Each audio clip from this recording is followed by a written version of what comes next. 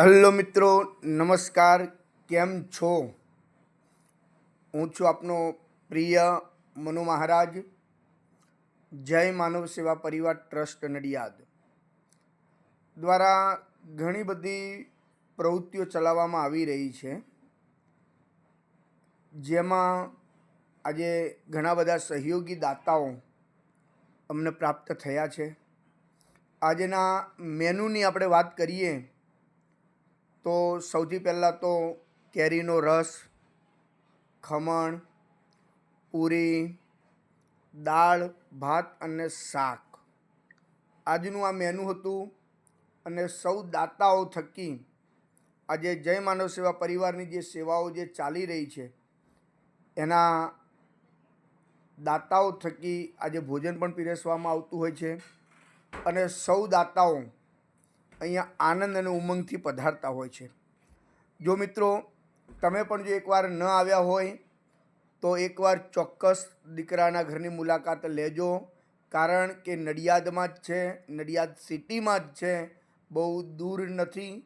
તો ચોક્કસ એકવાર પધારજો, કારણ કે 170 વડીલો અત્યારે અહીં આશરો લઈ રહ્યા છે અને બીજા ઘણા બધા વડીલો એવા બી છે કે જે સંપૂર્ણ બેડરેસ્ટ છે, કે પરિવારમાં કોઈ જ નથી, કુટુંબમાં કોઈ જ નથી, એવા પણ ઘણા બધા વડીલો છે.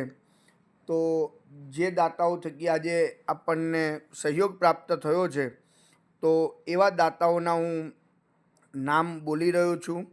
મંજુલાબેન હરિભાઈ ગઢિયા, રાજેશભાઈ ગઢિયા, ખેડા જિલ્લા પોલીસ વડા એસપી સાહેબ, એમના તરફથી પણ આજે સહયોગ પ્રાપ્ત થયો છે.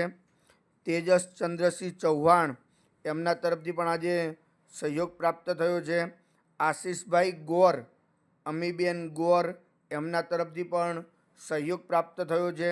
સ્વ રસિકભાઈ મંગળદાસ પ્રજાપતિ, એમના પરિવાર થકી આજે સહયોગ પ્રાપ્ત થયો છે. દક્ષાબેન શેઠ, અમદાવાદ, એમના તરફથી પણ આજે સહયોગ પ્રાપ્ત થયો છે. સ્વ ઇન્દ્રજીત પંડિત, એમના તરફથી પણ સહયોગ પ્રાપ્ત થયો છે. જાસ્મીન ઇલેશભાઈ પટેલ, જેનો જન્મદિવસ છે, માં અન્નપૂર્ણા સતમ જીવમાં શરદ 100 વર્ષનું આયુષ્ય પ્રદાન કરે અને દરેક દિવસ નિરોગી રાખે એવી આજના જન્મદિવસ નિમિત્તે શુભકામનાઓ પાઠવી રહ્યા છીએ. કૌશિકભાઈ કાંતિલાલ ગજ્જર, અમદાવાદ, એમના તરફથી પણ આજે સહયોગ પ્રાપ્ત થયો છે. પારુલબેન મનીષકુમાર પરમાર, એમના તરફથી પણ આજે સહયોગ પ્રાપ્ત થયો છે. તો આપ સૌ દાતાઓને મારી નમ્ર વિનંતી છે કે એકવાર દીકરાના ઘરની મુલાકાત અવશ્ય લો, કારણ કે ઘણા બધા દાતાઓ ઓનલાઈન તો ડોનેશન કરે જ છે, પણ રૂબરૂ હજી આ જગ્યા સુધી આવ્યા નથી.